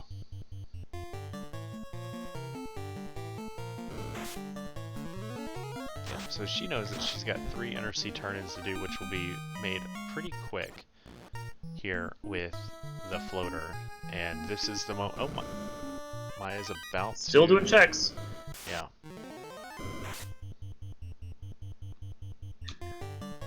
So it makes her decision to skip greater than less than a little more curious, just because you're going to full clear everything else, but you're not going to hit that one as well. If you're really that worried about gear and chests, I'm trying to figure out the math on that, because it's 10 chests right there.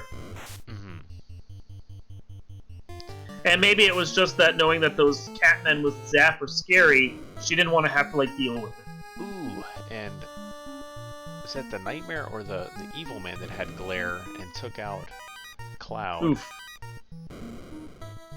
It encourages you not to fight this fight, that's for sure.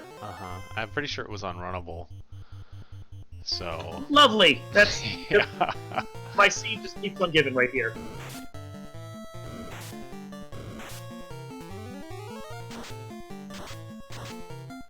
Alright. We're gonna get our second look here at what has the glare. But Ice 3 is gonna help with those nightmares.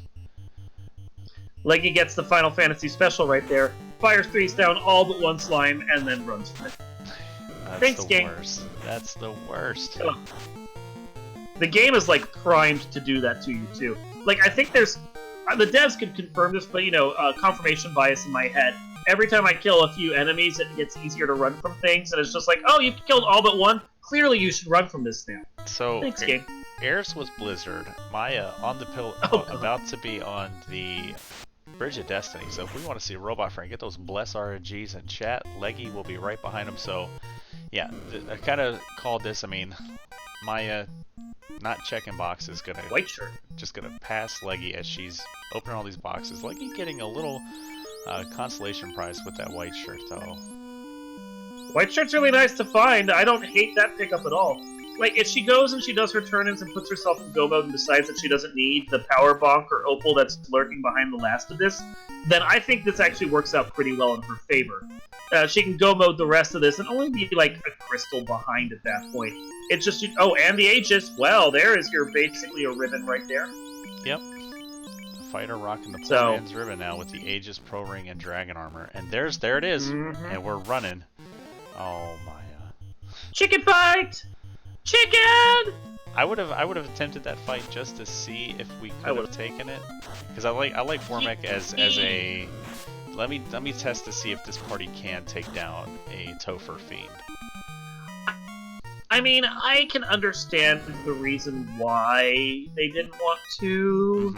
Like, if you're playing this scene, you know how solid a runner Leggy is. You're probably worried that they're breathing down your neck the whole time. Yeah. And, I mean, if she did the same routing he did, she could have passed him if he took the fight and lost, and she didn't. So, no, I see the reasoning behind it. But still, we want to see some good chicken meat right there, and that did not happen. Alright. Tia rolled pretty high on HP. We did not roll down here. We're still committing to the Brax from Red 13. Sleep, no offense coming out today on this round. But Leggy on the Bridge of Destiny, so is she going to see the Wormek? She may be willing to fight it though, as she's healing up. Vorpal swinging 4 hits, 70 damage, another heal too, because Tifa's got nothing else to do. Brack from Red 13, working into pizzas. Nice. Let's go. Nice. And Leggy, meanwhile, continuing to grab... Oh, nope. Avoiding the fires now. About to find out that those Blizzard Airs are sitting there. Gurnagas also have slow. Not the worst thing. You can run away from that. Cold winter wind hits Leggystarscream as she is reminded that there's a Groundhog Day joke in there about 6 more weeks of winter, but it's a spring tournament. Jack Frost definitely nipping at her nose right there. And actually kind of appropriate, considering the fact that most of the country right now, the United States, is under a bit of a cold front. Yeah, it snowed around here yesterday. Oof. So grabbing fast, getting lock. I like it. Making the final preparations. Maya gonna be headed to the Temple of Fiends Revisited here. I did not get a look at his heal pots to see if he's got to stop and buy those. He's going to be stepping in probably about essentially 2 crystals up at that point. It's not an overwhelming lead to try and overcome, but it is definitely at least 1 bad Topher wipe difference. Yeah, a very deep wipe on either Tia 2 or Chaos. Yeah, and with the gear that Leggy has, she may have a distinct advantage at that point. She can see, she can avoid things just through luck and through having the protections that Maya wouldn't be able to. So yep, she will have 2 life casters, 3 cure 4 casters, compared to Maya's 2 and 1 life caster. So she will be in a better position defensively to get through here. Yeah, because she does have that poor man's ribbon, and she has the white shirt as well for a bonus in Diz 2 cap. Yeah, it's across the board, the build-out. I am worried about her walk through Temple of Earth as Maya enters at 117.10 and blistering pace. Enters at 117.18 as we took a unrunnable Frosty and just said no. And this time we got 15 steps fire. Okay, so I definitely think Maya is a little ahead, and all because Leggy's a little more than a full Topher wipe in, because Leggy's still got these key item turn-ins to do. She's gonna get her rod, she's gonna get her loot. We're gonna see what the crown turns into. If the crown turns into the power bonk, that's pretty good. Opal bracelet with white and black shirts, it's fine.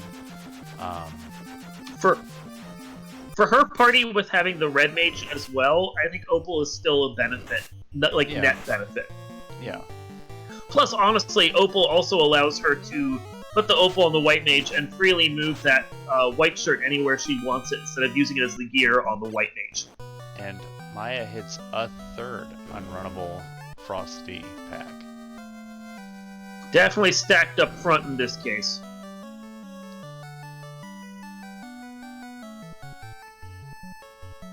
Like, you gotta open key lock boxes here. If there's a ribbon here, that could be huge for her.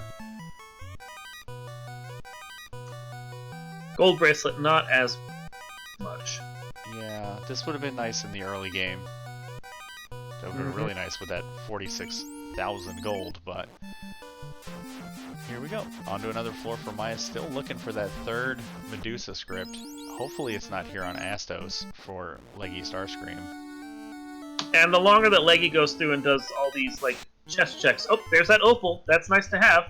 Yep, so But loose power bonk just out in the world. not that Leggy quite knows that yet, but she'll find that out soon once she does that herb turn in and doesn't have to stress over it. Yeah, if we're lucky, it's right here in these northwest boxes. The longer that she does these checks, though, like, ooh, that ribbon. Woo! Okay. Forget anything I might have just said. Yeah, that's real good. Now we have 2 ribbon I was gonna life say, casters. yeah, I was gonna say, the longer that she spends time checking these, like, chests here, she's ceding time. But when you're getting things like the opal and the ribbon, you don't hate it quite so much.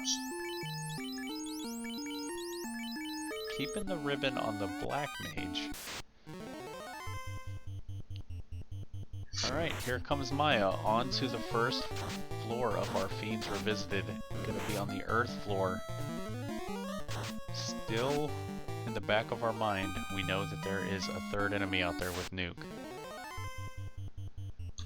Leggy is checking these spike tiles here. Want to see if there's a good grind that she can use.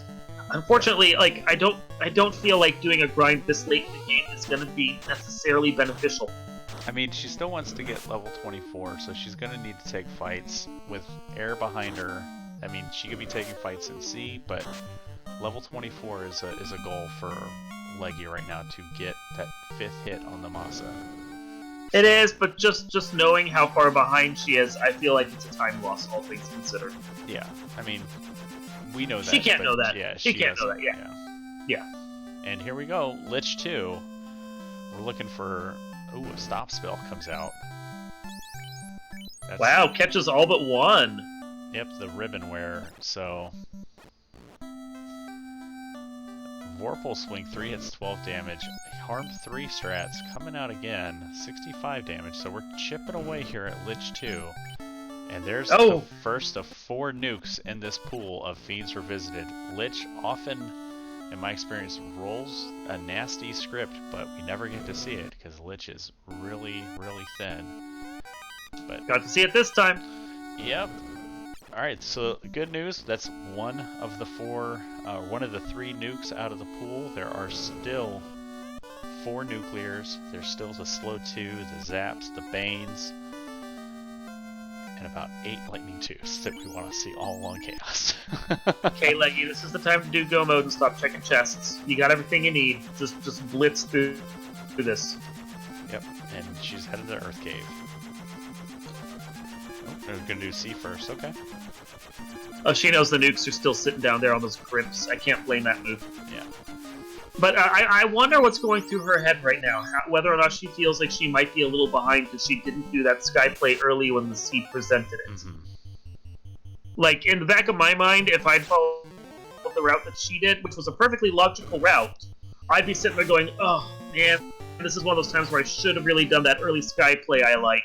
Like, is that going to weigh on her? Is that going to play into it? Definitely something to ask her about once interview time comes around, if we have time for it. Yeah.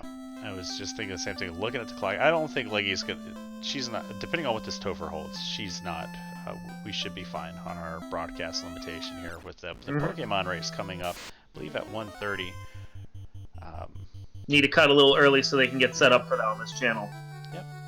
And Maya getting a little slowed down here by stuff, but luckily we're out of the unrunnables from the early floors.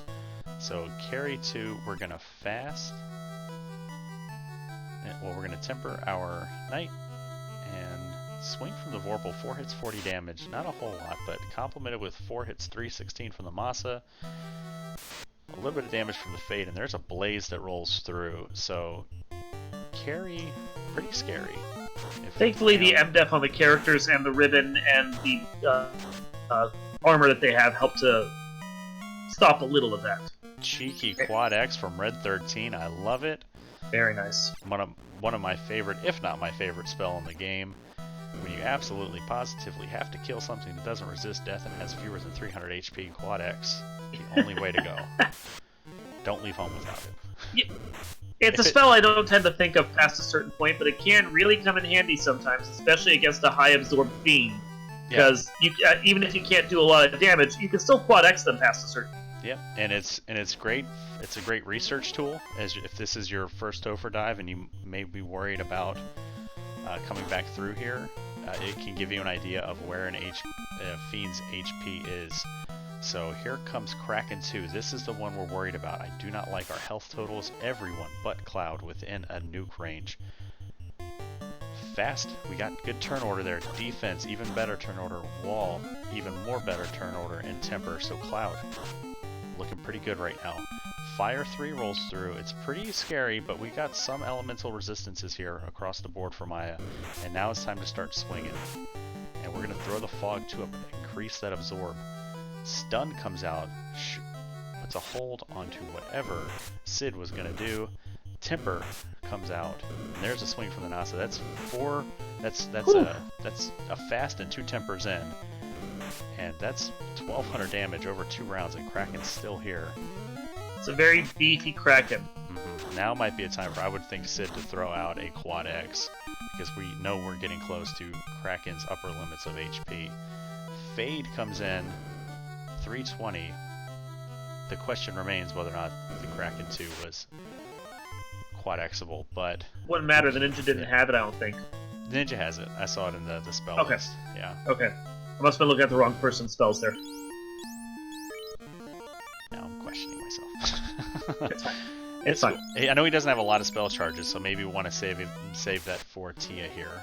As we round the corner to a bunch of Rockles, Leggy taking on her Kraken 1, thematically firing off the weaker elemental Fire 2. We have a Twilight cosplay pack over here on Maya's side, stopping him from getting in towards the Tia fight he wanted. Yeah, you hate to see it on the tile right in front of it, because it makes me think I miscounted my steps and that I didn't get the tile right. So, Tia 2, yeah, we got 2 Quad X charges on the ninja. Dumping Fast and Temper into the night. Throwing on a defense sword. I imagine we're going to throw Wall up again. And there, we get the good turn order. Very smart. Punching. Tia not punching too hard. The ninja has pretty good absorb though. Soaks that hit for about 127 damage. And now it's time to fight. And what are we going to do? Maybe throw out Ice 3 out. Maybe I would have probably tested it with a lock too, but alright, we're going to just punch with that wooden hammer on Tifa. Fire 2 chip damage isn't going to affect anything. And Ice 3. Vorpal doing Vorpal things. 7 hits, so 296. So 7 hits, 296. This is a pretty high absorb. We might want to start dumping. Oh, down goes Sid. So 6 hits, 637. There we go. That was a good fight right there. It was well handled. Overwhelming damage seemed to do pretty nicely on that one. Still have a lot of resources left over. Easily able to get that ninja back up, and we'll be ready to go for Chaos in just a second. This has been a pretty kind Topher, all things. Yeah, biggest threat so far, ironically, was Lich. Yeah. Lich 2. Yeah. With that nuke spell, and Leggy burning encounters, getting ready to make her run down to Lich as Ichbinmiah pulls the final fiend himself, Chaos, and we're gonna strategy here. Leggy's hopes all reside on this Chaos right here. Keeping the walls coming in, walling up the White Wizard. We moved the ribbon. That's the veteran move there. Fast gets off. The defense gets off. We're testing the waters. 4 hits, 40 damage. This is not a high evade. Chaos responds with the damage poison. Now we know that our Black Wizard is not long for this world, so we got to get what we're going to get out of him. Tempers come in. Defense comes up. We want that. Well, we also know that the Chaos doesn't have a ton of absorb, because that damage might not have been huge from that ninja, but that ninja also doesn't have a ton of levels on him either. Yeah, but you never know what's going to come out next, and we are well within nuke range on everybody but Cloud. So, heal 3 is coming out, still swinging with the Vorpal. 4 hits, 112. Chaos not punching too hard anymore. Heal 3s, roll through. Another temper, red 13, still pretty shaky ground. 8 hits, 425. A bit of absorb, but that's a good hit right there. You put a couple more tempers on it, the fighter's going to be doing work. 7 hits, 644. Fade comes in. That's a good roll for Fade. 226. Vorpal, 4 hits, 68. Lightning 2 takes out red 13, so we are out of tempers from red 13. Now it's all offense. Fades and swings. Big roll there from Fade. 312. Another hit. This Chaos has a ton of HP. 8 hits, 601. Chaos still there. Lots of Lightning 2s. Toying Chaos has a spell list.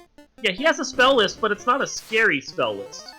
Not yet. Another 8. So another 800 damage done this round, and here comes Crack. It's resisted Thankfully. Across the board. So yeah, out of phase. avoided. Sticking to heal 2s. Alright. Ice 2 comes in. Another Vorpal swing. 4 hits, 4 damage. Masa swing there. 7 hits. Oof. 644. Ichbinmiah takes down Chaos with an official time of 1 hour, 29 minutes, 25 seconds. GG's right there. Yeah, get those GG's going for Ichbinmiah. Leggy, however, still has one more crystal to go. Unlikely to have too much trouble once they get past the nuclear Gurants, though. This was a pretty kind seed once you got into the mid and late game. Yeah, we did talk a little bit about that. That once, depending on where that third nuclear landed or third nuke, we could be okay. Seemed to work out too. The early game was really nasty. It seemed like we got a particularly rough seed, but it got Jenny once you got past that, and the end game had basically nothing scary. Like, Chaos could have had a Cure 4 that could have reset what was going on, could have had some of those nukes and nuclears, but at least his spell list was front-loaded with a bunch of spells you didn't have to worry about. Mm-hmm.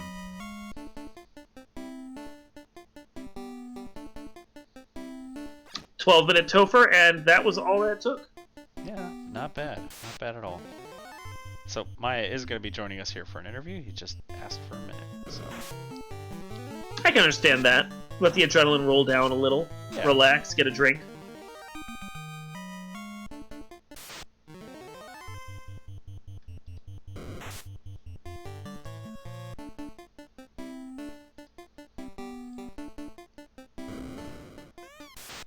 Alright, Lich 1.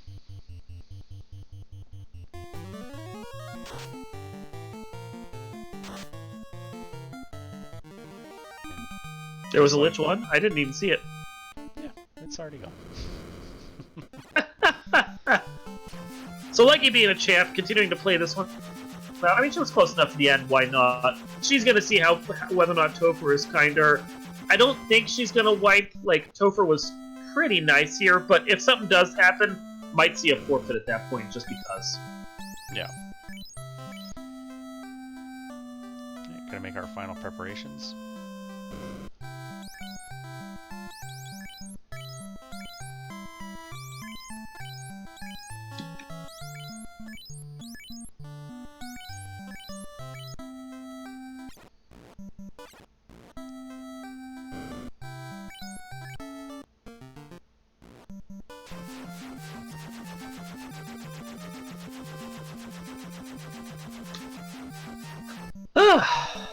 Well, that was a fun little seed right there. It was not too bad, but it was... Yeah, front-loaded with some nasty, but, you know, cleaned up real well once we got in the air, as we sort of predicted.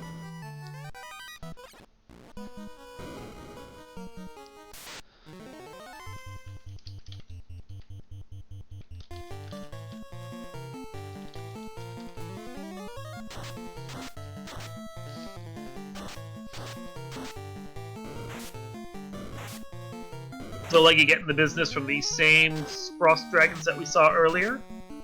They're so prevalent right here.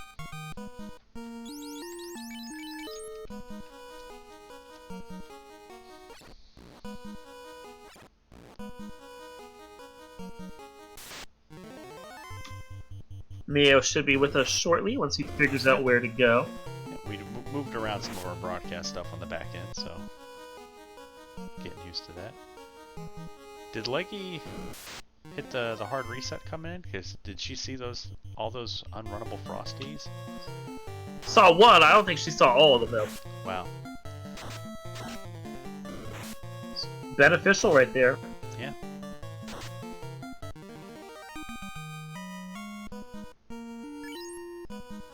So our tracker Kyukitsugi pointing out that she continued her encounter minute, burning off the first two encounters, and then coming in. So Smart. Heads up play there. Yeah, because there was that nice run. There was a nice run, like, somewhere. Yeah. Alright. And we are joined by our first place finisher, Ichbinmiah. How are you doing? Wow, can you guys hear me okay? Yeah, coming in Yeah, good. we're good. For some reason, Discord is yelling at me that my mic is not connected, and so I was like, oh, okay. But I think it is. What's going on? Hi, everybody. Hey, GG's. That was quite the early game. I'm tired. that took it out of me. I'm gonna go take a nap this afternoon now. Woo. Yeah. I mean, once you got past those nuclear Gur-Ips and those nuclear blue pirates, like it seemed like routing just became optimal. Yeah, no, all of that went perfectly fine. Yeah, so somebody remind me, there in the regular enemy pool, there was only one instance of nuke, right? On Evil Man. That is correct. And so, did this fall on the Medusa script then? Is that how I'm seeing it multiple times? Yep. We're thinking it must have. Yeah. I haven't peeked under the hood yet. I was about to now that we're finished and we're just waiting on Leggy, and we didn't see it in Topher here, but yeah, pretty confident it landed on the Medusa script. And oh yeah, that was super fun. Surprise extra nuke after I thought I had found it. And I'm sitting here on my own stream listening to my own music and sort of, having a good time and dancing and all that sort of stuff, and then I look over and I'm dead in the earth cave. I was like, what happened? I was oh. Yeah, because you found it on the pirates first, while Leggy found it on the Grimps. So, and she also, I think you both found the blaze on the zombies early too. Oh yeah, that was super fun. No, actually, I didn't see blaze zombies until I think later. I think I ran out of the first few zombie encounters in Topher left side. But yeah, this was special, Nuki. I guess it's just desserts, right? I like to nuke my way through seeds, and so finally the seed nuked back. So that was kind of cute. And then Lich had one too. So yeah, fun for everyone. But without like having to see it on like late game enemies at least, there could have been worse places for a Medusa script. Yeah, absolutely. Like on the Medusas themselves, that would be not good. So yeah. I mean, the entire thing is a blur. Like, all of our lives are a blur right now, so I don't, I don't know what I can tell you, but I can try to put together cogent sentences if you want me to.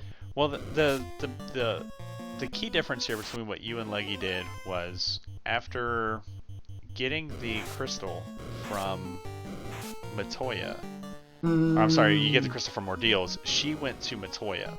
Right. And you went to Sky. Okay. So you finding the loose adamant and the herb set the difference, because the floater being and Ruby sort of distracted her from going to Sky. So like she went and did all the other inner sea fetches and did the bottle and went to ice and then went to Sky. So you hitting go mode significantly ahead of her is really the tail of the tape here. Got it. From what I remember, I did Ordeals. Got whatever it was there. I mean, I could not tell you what I got where. To be completely honest, it was all well, what am I near, and what can I go do next that doesn't take me too long to get there. Yeah. And so I went to Ordeals, and then I sailed over to Onrak area to do the waterfall and get whatever was there, and then ducked into Onrak to go ahead and heal my party back up, And I also went to look at the vendor item with the caravan, and there was nothing there. Yeah. And so when I was done with that, I was looking at it, and I thought to myself, well, I can go do Sky now. I have Chime and I have Cube, and I'm running a party that's going to want levels anyways. So why not dig out the first 2 levels of Mirage Tower, grab whatever those chests are. I'll have more levels at that point, and it ended up being comically awful because Catmen were totally rude. And I had to reset out 3 or 4 times, and I was like, but I have a white mage that has exit, and I have a black mage with several charges of warp, so I can probably go get that item from Sky Floor 2 and then just warp the hell out, because I had no business trying to beat Tiamat at that point, but I want to know what the item is, and I think that's really what these flags are all about, is just find out really is the game being nice to you and you don't have to open chests, or is the game not being nice to you and you do have to open chests? And so I went and so I banked on the former, that if I just went to the incentives, I'd be done. And this time it worked. In other seeds I've run, my one loss was me skipping chests. And so it can go either way. Yeah, and it worked out well for you this time. Finding the required loose, we did deduce based on what Leggy did that the other loose item was the power bonk, and it was just on its own loose in the world, as we found all of the key So we items. don't know where it is? Yeah.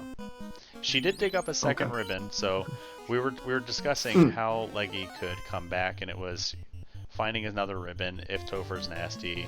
We figured she was about a dive and a half behind you, and as you finished, she was killing Lich 1, so it checked out. But she had a little bit better levels. She ran the fighter rainbow, so it just one of those things where just early routing kind of was the difference here. So diving Sky early paid out big for you. And I've watched a lot of these seeds now of this tournament setup. And it really is, it feels like at every point in every match I've played, you come to that decision point where you're like, okay, am I going to go right and go this way, or am I going to go left and check this incentive stream instead? Yeah, it was the first time I saw it without Marsh or Earth being required, so... Well, at least it was... Yes, we got Nuke instead, so awesome. Yeah. So. But Leggy taking on Tia 2... getting hit with Lightning 2, Fog 2 comes out, swing from the Masa, 7 hits, 2 of 7. This Tiamat, we didn't see anything too crazy from her, so we'll see how Leggy approaches this. Can throw some tempers, and just gonna swing with the Red Wizard, and fire a Fade and swing again. So Fade, big roll there, 280. Tempers going on to fight. Good turn order there to get the temper off it, but Leggy takes out Tia before that tempered knight could swing the Masa. So Leggy looked like she was on the same encounter table as you. Took the fight with the vampires right before Tia, so she should have a clean run here to Chaos. Yeah, and she's through. So were you confident in your levels when you hit Chaos? Because I don't think you had hit 24 yet with your knight. Caleb, I was not even paying attention. I have no idea if I was confident or not. I thought I thought I was still behind. I was like, Leggy is a fabulous runner, and I was like, don't think, just go. And I got lucky this time, and it worked. I would like to pretend that I'm better at this, but really, no. I'm just screaming with my seed on fire through seeds, trying to figure out whether I can get it done. I can respect that life as Leggy into round 2 against Chaos here. Chaos playing with its food. Ice 2, Lit 2, full 2 rounds of buffs going into that night before it swings for 8 hits, 635. We're going to keep dumping tempers in it. We know that this Chaos is very chunky. Throws the wall on the Black Mage. I like it. Keep that Black Mage alive. It's the only thing left with temper cast. Another 8 hits, 887 from the Masa. And swings before the temper comes out. There's the damage poison. Hits before the wall does. So we throw a wall up around the deceased Black Mage, and we're just gonna that corpse is protected. We're gonna pump heal 3s out. 8 hits, 753. That Masa's doing some work now. Fade for 154. The heal 3 with the red wizard. I can't talk all the time. The red wizard. Red wizard? The red one. Got it. Nailed it. 8 hits, 997 from the Masa swing. I'm trying to mix the Masa with wizard somehow. My brain keeps crossing. Heal 3s. So keeping the fighter pretty healthy. We're getting to the point of the spell list where we don't know what's going to come next with Chaos. Another Ice 2 takes the white mage to a knee. The mage takes the chip damage, but Masa doing the Masa things. 8 hits, 791. Leggy finishes with an official time of 143.36. So get those GGs in chat for Leggystarscream, and we're going to see if she wants to come in and talk to us about it. It was one of the larger chaoses I've seen so far in this tournament. They must have rolled up in the high 100s.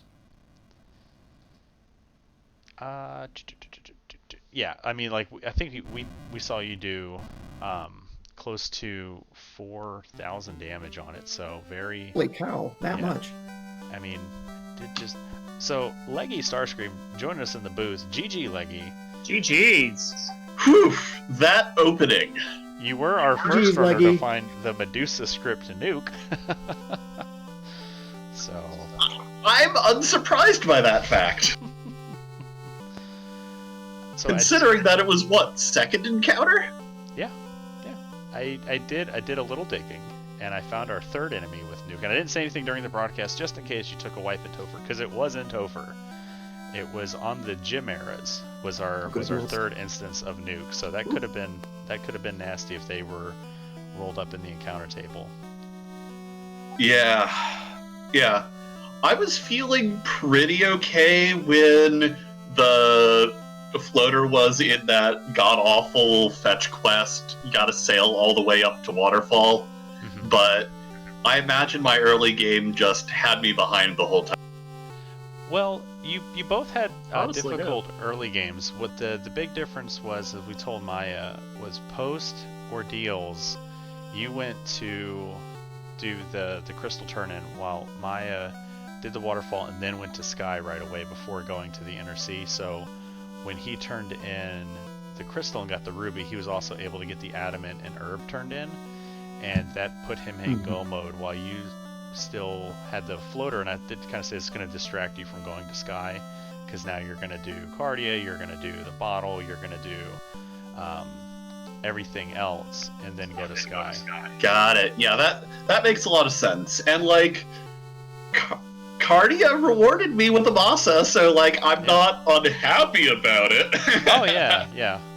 And it was fun because like you hit Cardia Grassy and he hit Cardia Forest at like the exact same time, so you just like crisscross paths.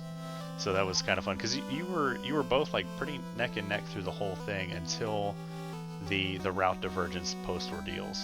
So because you were like even came back to the floater around the same time, but once the floater, you guys kind of split up again, and Maya got to start clearing Fiend dungeons while you went to Ice and did all the legwork, so to speak. I was proud of that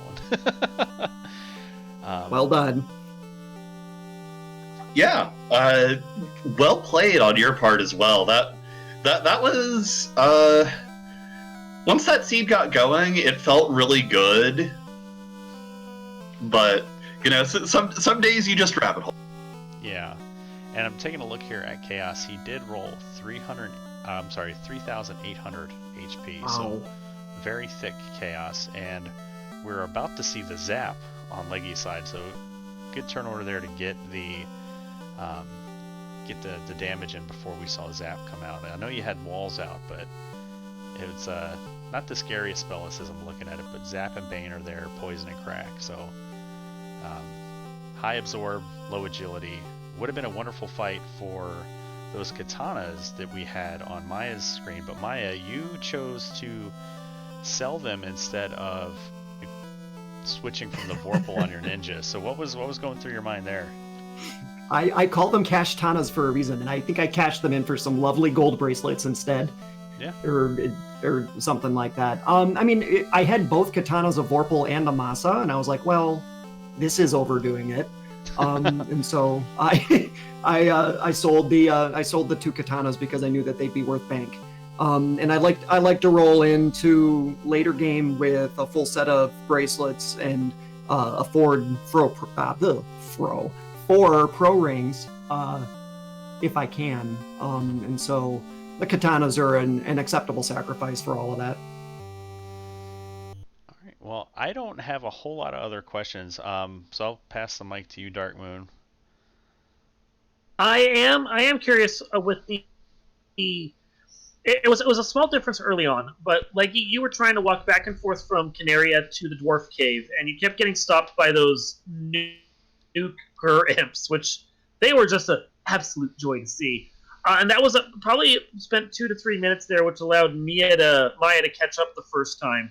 I'm curious, like, were you feeling a little tilted by them at that point? Were you just shrugging it off? Like, what made you think to just keep doing that walk instead of like taking the ship? Yeah, at a certain point, I was beating my head against the wall because, just like, okay, I am here, I am doing this thing, we're going to worry about it later. With the petrified fighter, I was really hyper-focusing on just getting that money for that soft potion. Yeah, that's necessary, obviously. And then after that, when you went through your routing and you got the items the way you did, and you figured out everything and how the seed finally laid out, were you wondering how far ahead Maya was at that point? Were you feeling like maybe you could have done this differently? Were you just again were you focused on the game? I was curious. Yeah, when I was in go mode, I wasn't necessarily thinking, okay, where's my opponent? At that point, it's like, okay, I'm in go mode. I haven't seen the dot done yet. I just need to focus on playing the game and cleaning the seed up as fast as I can. Fair enough. And I think that's about all I got for questions at this point. You guys have any final? I sure do. I want to give props to Leggy for being such a leader in this community. I have retired from anything remotely related to responsibility with Final Fantasy Randomizer. And I just want to give props to Leggy for her leadership and for taking this tournament on. And for being such an awesome person. And that goes to everybody that's in leadership positions. That includes you, Caleb. That includes you, Dark Moon. That includes everybody that's watching. But Leggy, it has been so awesome to watch you take this randomizer and this tournament and this community and run with it. And I just wanted to say thank you because it's amazing to watch you all work. So thank you, okay? I'm honestly finding words hard here. That is really, really kind of you to say, and I'm honestly honored and flattered to have the opportunity to try and help make this community as amazing and as wonderful and as welcoming as I possibly can. Hell yeah. Thanks. And I also second that. This Leggy does. Yeah, absolutely. Also, I also want to say that this is probably the only time I will ever beat Leggy in a race. And so if whatever your little program is that throws people together, if you could make sure that we never race each other again, that would be awesome. Because I got totally lucky this time. Okay, thank you. There is rematch protection built in. However, should you face off in the brackets, all bets are off. And as such, Ichbinmiah 3-1, a couple steps closer to making the brackets. Leggystarscream, unfortunately, fallen to 2-2, so it's a little spooky, scary with you're almost guaranteed if you're gonna make it to the brackets, you got to get through one of those large group races. How do you feel about the big group race setting, Leggy? Honestly, I love the big group race setting. It's always fun just having a whole bunch of us in the room together before the race. There's a reason that